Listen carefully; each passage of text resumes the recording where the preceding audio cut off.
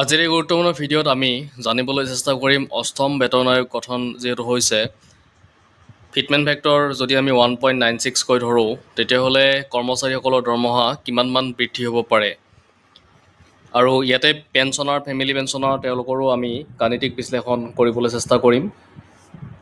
আমি ইয়াত আপোনালোকে দেখিছে যি স্ক্ৰীণত ফেমিলি পেঞ্চনৰ কথা আমি লিখিছোঁ ইয়াতে আৰু এইখিনি সম্পূৰ্ণ আমাৰ নিজৰ কেলকুলেশ্যন হয় আৰু যিহেতু 1.96 এটা ফিটমেণ্ট ফেক্টৰ ধৰা হৈছে কাৰণ যিখিনি বহুতো ফেক্টৰত আমি দেখিবলৈ পাইছোঁ যে ফিটমেণ্ট ফেক্টৰ 1.92 পৰা 2ৰ ভিতৰত হোৱাৰ যথেষ্টখিনি সম্ভাৱনা আছে আৰু সেইকাৰণে আচলতে আজিৰ এই ভিডিঅ'টো প্ৰস্তুত কৰা গৈছে যে কিমানখিনি টকা আপোনালোকৰ বৃদ্ধি হ'ব পাৰে আৰু ইয়াতে প্ৰথমতে আমি ফেমিলি পেঞ্চনৰ লৈ ল'ম আৰু ফেমিলি পেঞ্চনাৰ বুলি ক'লে আৰু পেঞ্চনৰখিনিও আপোনালোকে ইয়াতে ৰিলেট কৰিব পাৰিব। তাৰপিছত আমি কৰ্মচাৰীৰ দৰমহা লৈ ল'ম। তো আমি আৰম্ভ কৰিছোঁ এতিয়া ভিডিঅ'টো। ইয়াতে আপোনালোকে চাওক family pension all basis 8 pay commission. তো আগৰ আৰু নতুনৰ আমি ইয়াতে এটা কেলকুলেশ্যন আমাৰ নিজৰ বিশ্লেষণ হয়, এইটো গাণিতিক বিশ্লেষণ। ধৰি ল'লোঁ আমি এজন বৰ্তমান ফেমিলি পেঞ্চন তেওঁৰ যেনিবা বেচিক যিটো তেওঁৰ ফেমিলি পেঞ্চন সেইটো 9,500 টকা আমি ধৰি ল'লোঁ। তাৰপিছত বৰ্তমান যিহেতু ডি এ আছে 58%, তো সেইকাৰণে 9,500 টকাৰ ডি এ গণনা কৰিলে আপোনাৰ 5,510 টকা হয় আৰু মেডিকেল এলাউন্স আমি ধৰি ল'লোঁ 600 টকা দিয়া হৈছে আৰু এনেকৈ যদি চাওঁ তেতিয়াহ'লে টোটেল ফেমিলি পেঞ্চনটো হৈ গৈ 9,500 টকাৰ লগত 5,510 টকা আৰু 600 টকা যোগ কৰাৰ পিছত আপোনাৰ 15,610 টকা ধৰা হ'ল। এজন এমপ্লয়ী ফেমিলি পেঞ্চনাৰ তেওঁ 9,500 টকা বেচিক ফেমিলি পেঞ্চনত পাই আছে বৰ্তমান আৰু তেওঁৰ যিটো টোটেল বৰ্তমান পেঞ্চন তেওঁৰ 15,610 টকা। এতিয়া কথা হৈছে এই 15,610 টকাটো যেতিয়া 8 পে কমিশ্যন লাগু হ'ব তেতিয়া তেওঁৰ কিমানখিনি চেলেৰি বা পেঞ্চন তেওঁৰ কিমানখিনি ইনক্ৰিজ হ'ব পাৰে সেইটো কথা আমি ইয়াতে চাবলৈ চেষ্টা কৰিছোঁ। এতিয়া চাওক আপোনালোকে ইয়াতে after 8 pay commission new pension কিমান হ'ব পাৰে। এতিয়া আমি ফিটমেণ্ট ফেক্টৰ ধৰিছোঁ আপোনাৰ 1.96 কৈ 9,500 টকাৰ 1.96 এটা ইনটু হোৱাৰ লগে লগে আপোনাৰ 18,620 টকা 18,620 টকাটো আপোনাৰ বেচিক ফেমিলি পেঞ্চন হৈ যাব তেতিয়া। আৰু এতিয়া কথা হৈছিলে ডি এ যিহেতু নতুন পে কমিশ্যন গঠন হোৱাৰ লগে লগে আগতে যিটো ডি এ আছিলে 58%, সেই ডি এটো ৰিছেট হ'ব, ৰিছেট হয় এইটো 0 হৈ যাব। তো 0ৰ পৰা আকৌ আৰম্ভ হৈ যিমানখিনি হয় সেনেকৈ আপোনালোকে পাব, কিন্তু ইনিচিয়েলি ডি এটো 0 হৈ যাব। তো দেখিছে আপোনালোকে ইনিচিয়েলি ডি এটো 0 হোৱাৰ লগে লগে ডি এৰ কোনো পইচা এতিয়া ইনক্লুশ্যন নহয়। তাৰপিছত আহিলে মেডিকেল এলাউন্সটো বাঢ়িব। আগতে যিহেতু 600 টকা আমি ধৰি লৈছিলোঁ, তো 600 টকাতকৈ বেছি হ'ব। তো বেছি হ'লে কিমান বেছি হয় আমি সেইটো নাজানো, কিন্তু আমি এটা আনুমানিক 800 টকা হিচাপে ধৰি লৈছোঁ।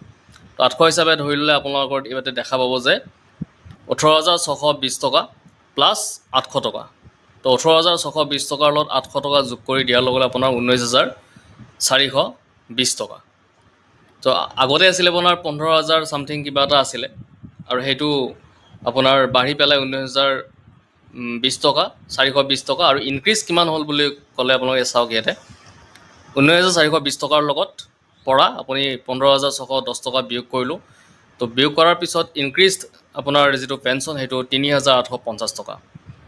তো ইমানমান আপোনালোকে এটা ভাবিব পাৰে যে পেঞ্চন ইমান বাঢ়িব পাৰে যদি সিমান বেছিক পেঞ্চন হয়। আৰু অভাৰঅল ক'ব গ'লে এটা 29% মান তেনেকুৱা অভাৰঅল এটা বৃদ্ধি হ'ব পাৰে।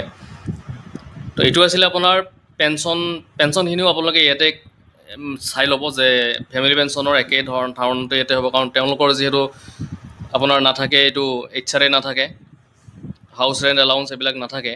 তো সেইকাৰণে তেওঁলোকেও ইয়াতে আপোনাৰ ফেমিলি পেঞ্চনৰ যেনেকুৱা ধাৰণাটো হয় একে ধাৰণা ইয়াতে ইমপ্লিমেণ্ট হ'ব। তো একে নিচিনাকৈ ধাৰণটো ল'ব পাৰিব আৰু একে নিচিনাকৈ আপোনালোকে উলিয়াব পাৰে যে আপোনালোকৰ কিমান হ'ব পাৰে পেঞ্চন, বেচিক পেঞ্চন বা মূল যিটো অভাৰঅল পেঞ্চনখিনি। তো এতিয়া আহিছোঁ আমি কৰ্মচাৰীৰ লগত জড়িত খবৰটো, অৰ্থাৎ কৰ্মচাৰীসকলৰ কিমানখিনি বাঢ়িব পাৰে। এতিয়া চাওক আমি ইয়াতে কৰ্মচাৰীসকলৰ লগত জড়িত এটা কেলকুলেশ্যন কৰিম, গাণিতিক বিশ্লেষণ কৰিম। ইয়াতে তেওঁলোকৰ পে বেণ্ড থাকিব, গ্ৰেড পে থাকিব, এইবিলাক থাকে। তো আমি 8 পে কমিশ্যনৰ লগত চেলাৰী কম্পেৰিজন কৰিম। All salary before 8 pay commission, all salary ধৰ বৰ্তমান তেওঁৰ চেলাৰী কিমান হৈ আছে ধৰি ল'লোঁ আমি। ধৰা হ'ল কোনোবা এজন কৰ্মচাৰী, তেওঁৰ যিটো পে বেণ্ড সেইটো ইনিচিয়েল পে আপোনাৰ 14,000 টকা, গ্ৰেড পে আপোনাৰ 5,600 টকা, আৰু বেচিক পে হৈ গৈছে 19,600 টকা।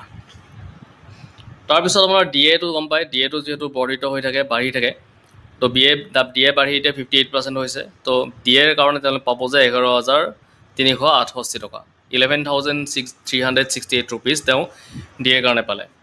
তাৰপিছত তেওঁৰ যিটো বেচিক পে থাকে, সেই বেচিক পেৰ ওপৰত 7% তেওঁৰ ধৰি ল'লোঁ আমি HRA। তো HRA 7%, এইটো আপোনাৰ বেলেগ বেলেগ হয়, গাঁও এলেকাত বা টাউন এলেকাত তেনেকৈ ধৰণৰ এইটো ৰেটটো বেলেগ বেলেগ হয়। তথাপিতো আমি ইয়াতে এটা 7% ধৰি লৈছোঁ। 7% ধৰাৰ লগে লগে আপুনি দেখা পাইছে ইয়াতে 1,183 ৰুপিজ। এতিয়া ইয়াতে আৰু কিছুমান বস্তু থাকে, সেইবিলাক হৈছে NPS ডিডাকশ্যন বা UPS ডিডাকশ্যন। সেই ডিডাকশ্যনছবিলাক আমি ইয়াতে কেলকুলেশ্যন কৰা নাই। আৰু NPSৰ ডিডাকশ্যনখিনি আপোনালোকে জানে যে যিটো আপোনাৰ D A basic plus D A থাকে, সেই বেচিক প্লাছ ডি এৰ পৰা 10% এটা ডিডাক্ট কৰা হয়। তো বেচিক প্লাছ ডি এৰ পৰা 10% কাটি দিয়া হয়, আৰু আপোনাৰ আকৌ তাত কৰ্পাছত আকৌ গভৰ্ণমেণ্টৰ ফালৰ পৰা কণ্ট্ৰিবিউশ্যন কৰা হয়, সেনেকৈ আপোনাৰ কৰ্পাছটো হয়।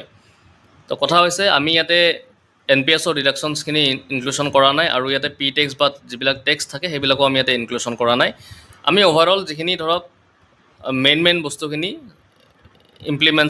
মেইন বস্তুখিনি আমি ইয়াতে লৈছোঁ, এলিমেণ্টছখিনি।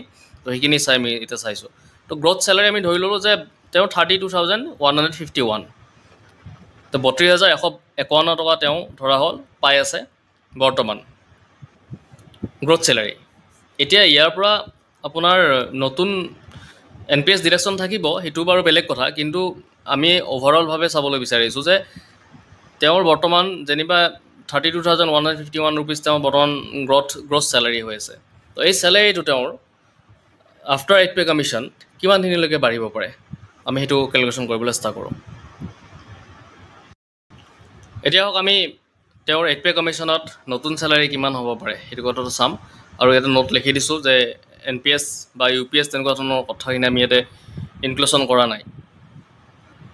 আৰু এটা সৰু অনুৰোধ থাকিলে আপোনালোকলৈ, যদি চেনেলত নতুনকৈ আহিছে পোনপ্ৰথমবাৰৰ বাবে, তেতিয়াহ'লে চেনেলটো ছাবস্ক্ৰাইব কৰি ৰাখিব এনেকুৱা ধৰণৰ খবৰবিলাক পাবৰ কাৰণে।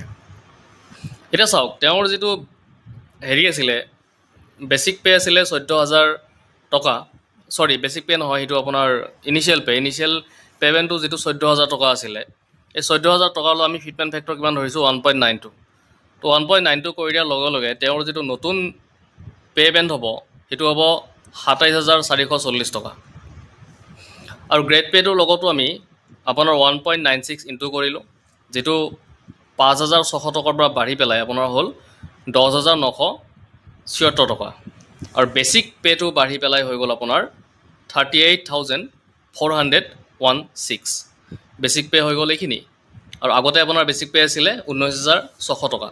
তো সেইটো বাঢ়ি নতুন বেচিক পে'টো আপোনাৰ 38,416 টকা। এইটো এটা আনুমানিক আমি উলিয়াইছোঁ, কিন্তু কথাটো হৈছে 1.96 এটা ফিটমেণ্ট ফেক্টৰ হোৱাৰ পচিবিলিটিছ আছে, কাৰণ বিভিন্ন ৰিপৰ্টত আৰু বিভিন্ন ধৰণৰ আমি অংকবিলাক কৰোঁতে এনেকুৱা ধৰণৰ এটা আমি হেৰি পাইছোঁ, আৰু আপোনাৰ যিবিলাক তথ্য আছে তথ্যৰ ভিত্তিটো এনেকুৱা ধৰণৰ এটা মানে হ'ব পাৰে বুলি কোৱা হৈছে। সেইকাৰণে আমি এইটো বস্তু লৈছোঁ, ফিটমেণ্ট ফেক্টৰটো। তাৰপিছত এতিয়া ডি এ ৰিচেট হয়, আপোনালোকে গম পায়, যিটো আগৰ ডি এ আছিলে 58%, সেইটো ৰিচেট হৈ গ'ল নতুন পে কমিশ্যন হোৱাৰ লগে লগে। তো ডি এটো আপোনাৰ 0 হৈ গ'ল। এতিয়া তাৰপিছতো HRA, তো HRAটো আপোনাৰ বাঢ়িব। যদি আমি তাত যদি গাঁও এলেকাত 7% ধৰিছিলোঁ, সেইটো আপোনাৰ সেই HRAটো বাঢ়িব, অৰ্থাৎ 1.2 আমি মিনিমাম ধৰিছোঁ যে 1.2% এটা বাঢ়ি পেলাই হৈ গ'ল যেনিবা 8.2%। তো 8.2% হ'লে আপোনাৰ হৈ যাব 3,150 টকা HRA হাউচ ৰেণ্ট। তো 3,150 টকা হোৱাৰ লগে লগে আপোনাৰ গ্ৰছ চেলাৰীটো বাঢ়ি পেলাই হৈ গ'ল 41,546, 41,566। এইটো আপোনাৰ নতুন গ্ৰছ চেলাৰী। ইয়াত আমি NPS ডিডাকশ্যন কৰা হোৱা নাই, আৰু কিছুমান পি টেক্স হওক বা কিবা হওক এইবিলাক আমি কৰা নাই, কিন্তু আমি মেইন যিখিনি এলিমেণ্টছ আছে সেইখিনি আমি ইয়াতে লৈছোঁ। লৈ পেলাই আমি পালোঁ এনেকুৱা ধৰণৰ এটা ফিগাৰ। এতিয়া চাওক কিমানখিনি টকা তেওঁৰ বাঢ়িব আচলতে।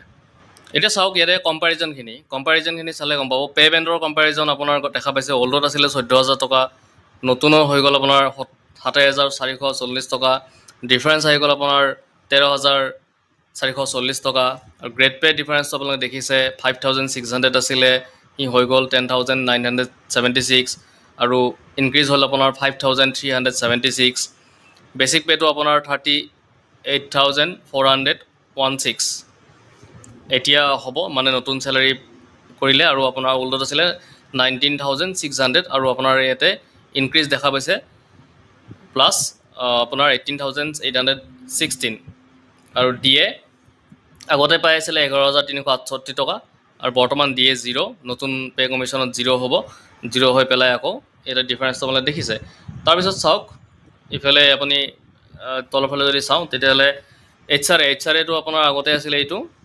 1183 টকা আৰু নতুনকৈ হ'লে আপোনাৰ এৰাউণ্ড 3150 এটা আমি পাইছোঁ আৰু য'ত ইনক্ৰিজ আমাক দেখিবলৈ পাইছে 1967 টকা এতিয়া গ্ৰছ চেলাৰীৰ ভিতৰতো চাওক আপোনালোকে ইয়াতে গ্ৰছ চেলাৰীটোও পাইছে আগতে আছিলে 32,151 আৰু বাঢ়ি পেলাই নতুনকৈ এইটো 41,566 য'ত আমি 9,415 টকা আমি এতিয়া ইনক্ৰিজ দেখিছোঁ তো একদম মিনিমাম যদি চাই মিনিমাম আপোনালোকৰ এইখিনি বাঢ়িবই ইয়াতকৈ বেছিয়ে হ'ব কাৰণ আমি যদি চাওঁ এই যিটো 9,415 টকা সেইটো সিমানখিনি বাঢ়িলে 29.3% বাঢ়ে মানে 29.3% এটা অভাৰঅল আপোনাৰ চেলাৰী ইনক্ৰিজ হোৱা ইয়াতে দেখুৱাইছে তো ইয়াতকৈ আমি যিখিনি ৰিপৰ্ট পাইছোঁ তাত বেছিয়ে পাইছোঁ মানে 34% তেনেকুৱা ধৰণৰ বাঢ়িব বুলি ইতিমধ্যে ৰিপৰ্ট কিছুমানত আমি পাইছোঁ তথাপিতো আমি যদি ভালকৈ কেলকুলেশ্যন কৰোঁ এনেকুৱা ধুনীয়া এটা ফিগাৰ এটা ওলাই আহিছে আৰু এনেকুৱা ধৰণৰ ভিডিঅ' যদি বিচাৰে তেতিয়াহ'লে আপোনালোকে কমেণ্ট ছেকশ্যনত কমেণ্ট কৰিব আমি নিশ্চয় দিবলৈ চেষ্টা কৰিম